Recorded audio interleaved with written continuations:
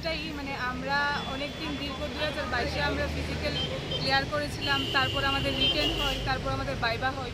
তো সব কিছু ক্লিয়ার করার পর আমাদের মেরিট লিস্টটা বেরিয়েছিল এপ্রিল মাসের 3 তারিখে। তো এটা অনেক লেট হয়ে গেছে, প্লাস আমরা এখানে যে ক্যান্ডিডেটগুলি আছি সবার ওভারহেজ হয়ে গেছে আর কি। তো আমরা এটাই চাই, মাননীয় মুখ্যমন্ত্রীর কাছে একটাই দাবি চাই যে আমাদের একটু ওয়েটিং লিস্টটা যাতে দেওয়া হয়, কারণ আমাদের সাথে এরকম ক্যান্ডিডেট আছে যারা এসএসসিতে অলরেডি চাকরি পেয়ে গেছে। তো আমরা চাই যদি ওদের জায়গাতে আমাদের পোস্টগুলি দেওয়া হয় তাহলে আমাদের মতো পরিবারগুলি বেঁচে যাবে, প্লাস আমাদের ফিউচারটাও একটা জায়গায় যেয়ে পৌঁছবে।